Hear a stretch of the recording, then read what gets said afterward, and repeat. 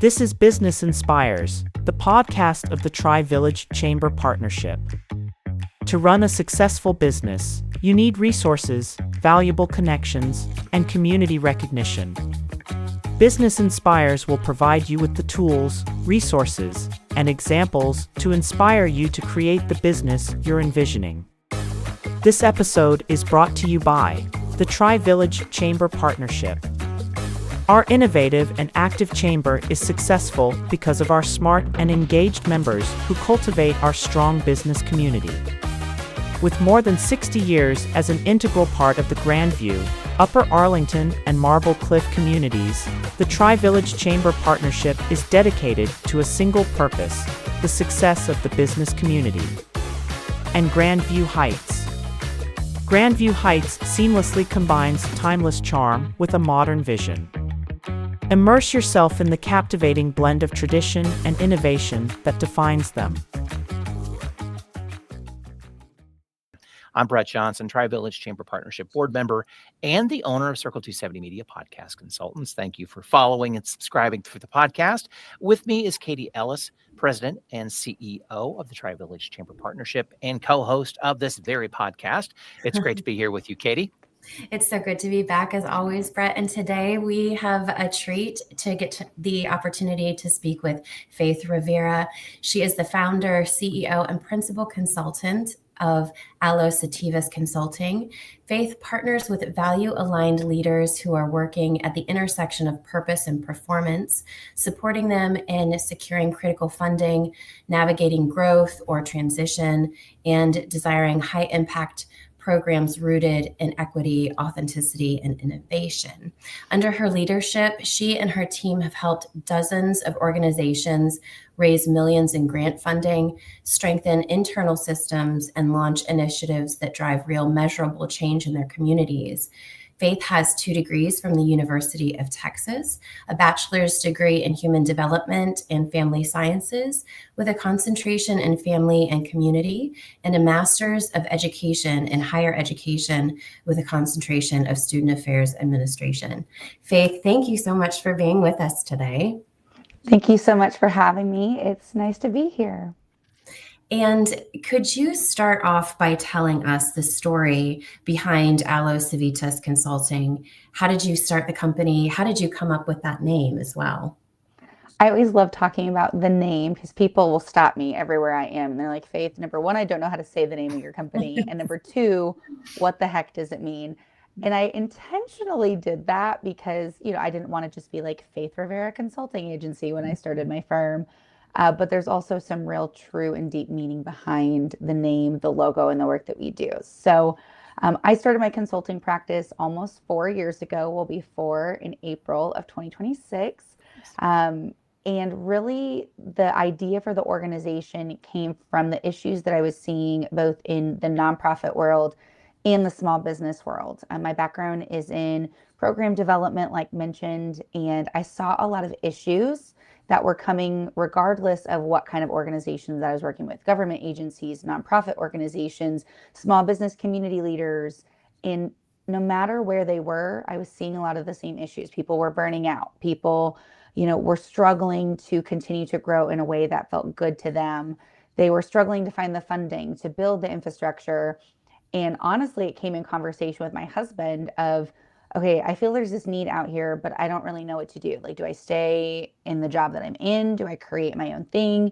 And he was really the one that said, why don't you try? Like, worst case scenario, if it doesn't work, then you go back to business as usual, but you have such a unique skill set after you've built up multiple multi-million-dollar programs and have worn every hat in the program development space. Like, just try it out. And so here we are 4 years later, just trying it out. And, now we have clients in 7 states. We have a team of 4 plus myself. We're continuing to grow and expand, which is absolutely crazy. If you would have told me 4 years ago, this is what I'd be doing every day, I probably would have said, yeah, that's real funny. It kind of feels like a dream every single day, which I love. That's awesome. So now to transition to the why behind the company, or the naming of the company. First and foremost, I will be completely transparent. I did a lot of Google searching, and there wasn't like some day I just woke up and was like, this is the name. I literally sat with Google, because this was before ChatGPT was really common. It was like Latin for this, French for that, and just kind of started throwing out names and ideas with Google to find something that wasn't already taken and something that was aligned with the values that I wanted to bring forth within the company. And so when we came across the name Alo Civitas, and then it means nourishing communities in Latin, I sat with it for a second. I was like, okay, I think that's it. Then, of course, you have to do the search and like, is anyone else doing that? You don't want trademark infractions or anything like that when you're first starting a company. And I was able to approach a client and friend of mine and said, hey, I'm thinking of this as our name. Like, please don't share with anyone. What do you think about partnering this name with the logo of a tree, where we can bring in the symbolism of strong foundations are needed for sustainable growth? And she was like, I love it, Faith. So she ran with it, put together our logo and our branding, and it just has really continued to grow from there. So everything down to our coloring, our logo, our name is really rooted in our goal of helping organizations build firm foundations and strong growth. Nice, nice. So how, as a founder, you've worked across nonprofit, healthcare, education, and social service sectors. How does experiences shape the vision for you, your company, at the beginning moving forward? I think part of it was I understood where a lot of these different folks were coming from, right? Like I got to speak their language and live their world in those different sectors, not only that I worked in, but also worked with. So when I was able to put together the offerings of our company and start approaching different organizations about working together, partnering together, sharing what we do, I could come to them with a solution, not just a problem. Being able to say, hey, I've lived what you're doing. I get the problems that you're going with. That's part of why I created what I do. And I think being able to come very solution oriented and understanding firsthand the experiences of the clientele that I'm working with gives us a really unique advantage. And all of our staff too, or I will say most of our staff, have worked directly with startup nonprofits as well. And so they also have had that experience, whether they were, the boots on the ground first group, or they're in that really big growth stage of the organizations that they previously worked for, or even currently work for alongside our organization. So we have that lived experience of the needs that our clients have. That's wonderful to have that, like, absolutely lived, tried and true in different aspects and areas that you're creating that team to bring that forward. I don't know that there's anything better than that lived experience. Yeah. Can you share about the core mission of Alo Civitas, and how would you describe the difference that you're trying to make for the organizations that you serve? Sure. Our tagline is we build capacity for change. And that's really what I feel like we were put here to do. And that's really what we want to aim to do with our clients is we walk alongside them with our different service offerings that we have to try to help them identify the need that they have and then build their capacity to bring the change that they need. So maybe it's funding, maybe it's a knowledge gap, maybe it's a skills gap or support gap. Looking at what is actually that they need in order to get to that next goal, that next stage of growth, that sustainability, and then walking alongside them and customizing the experience and customizing the support that we're able to give them. I think that's something that's really, really unique about what we do is we do not use a one-size-fits-all approach. Regardless of which client that we're working with, the way in which we work with that client is unique to that client. Yes, we have our core service offerings, but each client comes to us at a different stage in their growth, a different stage in their need. And so we're able to really help create something special for them. One of the things that I think we, again, also very uniquely are able to do is meet leaders where they're at. I've had experiences working with outside agencies in previous roles where they expect you to be at a certain level before they'll even consider working with you. And everyone runs their own organizations differently.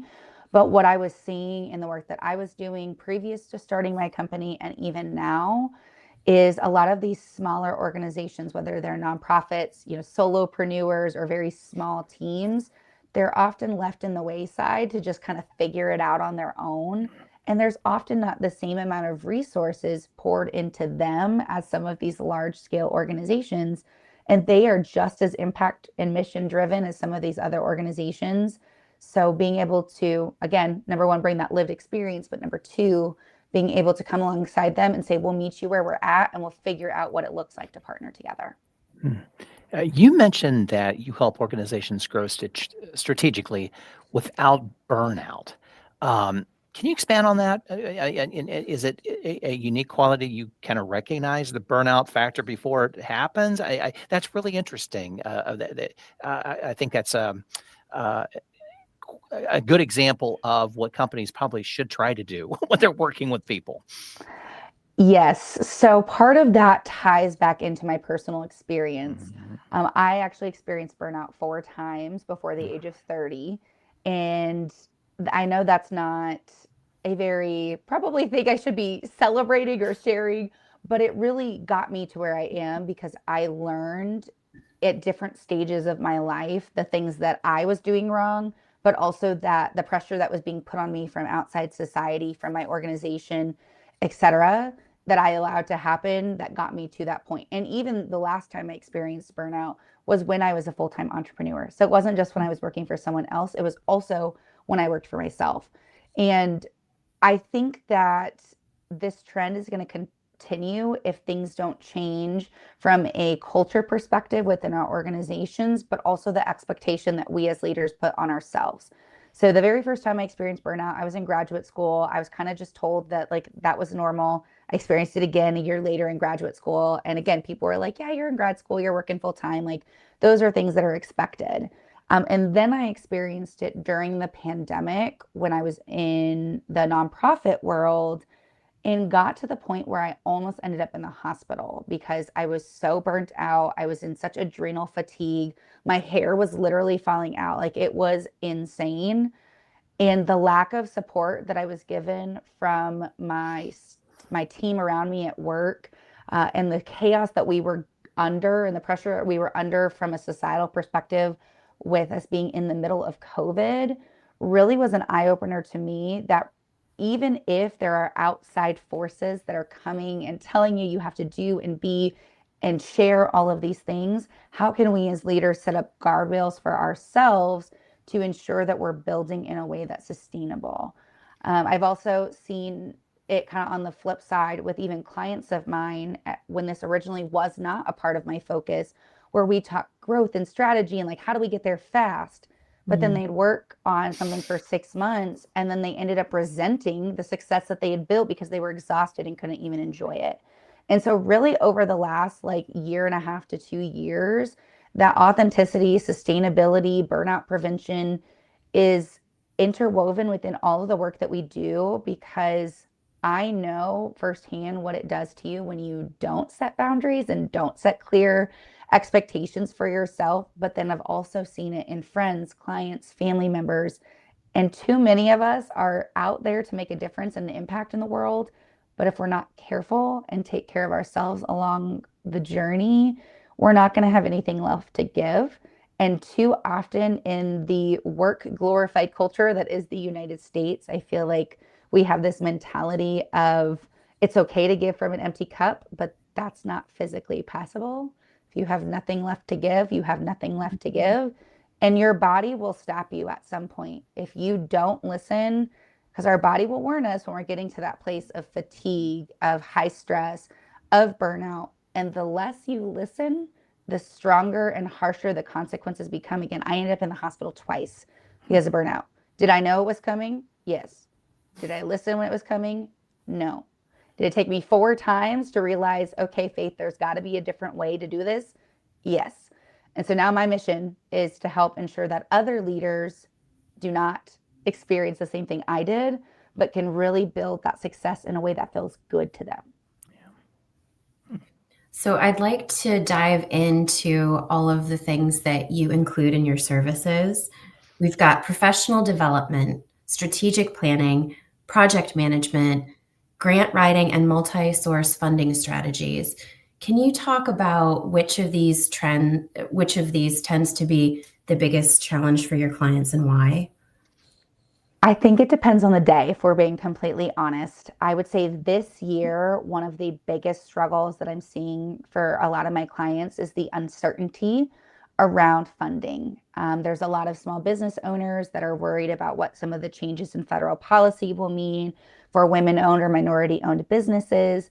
I have nonprofits coming to me wondering, federal legislation changes and the way in which federal funding is being shared with programs, like what that's looking like. And even though those are current struggles, I don't necessarily think that it changes the way in which we operate our services. We've always been an organization that preaches the message of funding diversification, having multiple streams of revenue at any given moment. So I think number one, it solidified the message that we were already sharing. But number two has actually brought more people to us because they're like, hey, I remember last year when we approached you and you said this was something you did. We didn't want the help at that moment, but now we realize you were right. And I'm like, not going to be the person that's like, I told you so. But it's just reaffirming where, we put the message out there, people resonate with it, but then they come back when they're like, okay, we really, really need that help. So I would say the funding diversification, multiple streams of revenue, regardless of the time, is probably something that business owners and nonprofit leaders alike come to me asking for support in. Just the ways in which we help them is going to be very different, whether it's really focusing on, your grants and your funding strategies, or is it in the service delivery and service options that you might offer as a small business? Yeah. So what are some of the measurable outcomes you're most proud of with your clients? I love to toot my horn about this next stat that I'm going to share. We were actually pulling numbers for a client recently, and to date, we have helped secure grant write over $10 million of funding for the organizations that we have worked with. And when I say that out loud, it almost doesn't feel real because, $10 million is a lot of money. But I think that to me, it's just very reaffirming that the work that we're doing is needed. People need that additional support to get to where they want to go. And we have a very high return when it comes with our clients. Like, they stay with us for long periods of time. At least 75% of our clients work with us for at least 6 to 12 months and will come back to us when they need another project. And I think that just shows the success that we have with our clients, but also in the relationships that we build with them. Because they know that when they work with us, they're going to get a whole team behind them and people who are really dedicated to their success, not just the money that they're paying us. Absolutely. That's so important. And so if there are nonprofits and, of course, small businesses who are listening to us right now, and they're thinking to themselves, we definitely have to level up in this realm, but we're already overwhelmed. Could you give maybe just one or two first steps that you would suggest? Sure. I think first and foremost is identifying what's causing the overwhelm. I don't know about you all, but when I'm in a state of like fight, flight, or freeze, my brain doesn't think clearly. And sometimes you just kind of have to step out of that state. And I know when you're managing 10 million and one things, it's really hard to do that. But I'd say first is kind of step back, put it all on paper, and identify where is draining your time, energy, and resources. Is that something you can get support in, whether it's someone on your team, maybe outsourcing it, hiring someone like us to support with? Because when that is lifted off of your plate, it's probably going to feel a lot better and can allow you to put your time, energy, and attention into the things that you are gifted at. Because even though all of us that are business owners or nonprofit leaders have to wear 1,010 hats, it doesn't mean we're good at all of them. And that's okay. I can't tell you if there's anyone out there that actually is good at everything, right? Like, we all have unique gifts and talents. So try to operate within those. So that would be the first one. And then the second one, as counterintuitive as it may sound, is find time to rest. If we're operating from a state of survival, the work that we're putting out there isn't going to be high quality. And so when within your day, week, month, can you build in some rest?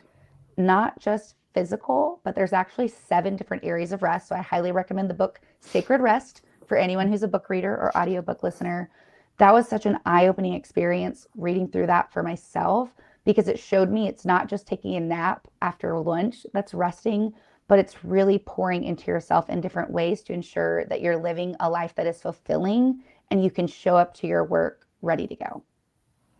Yeah, to your first point, I think something we should try to be really good at is getting people around us that are smarter than we are, that do it real well. And this kind of leads me to my next question.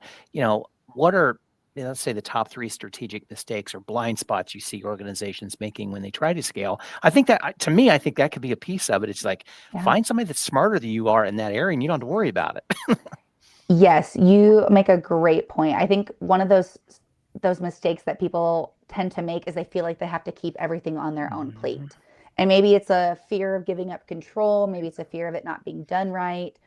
But there's literally only so much time in the day. So if you're trying to scale and you're trying to impact people, you can't do it alone, whether it's, having an accountability partner or outsourcing something or just getting things off your plate. That would be probably the first mistake that I see, is people just feeling like they have to carry it all alone.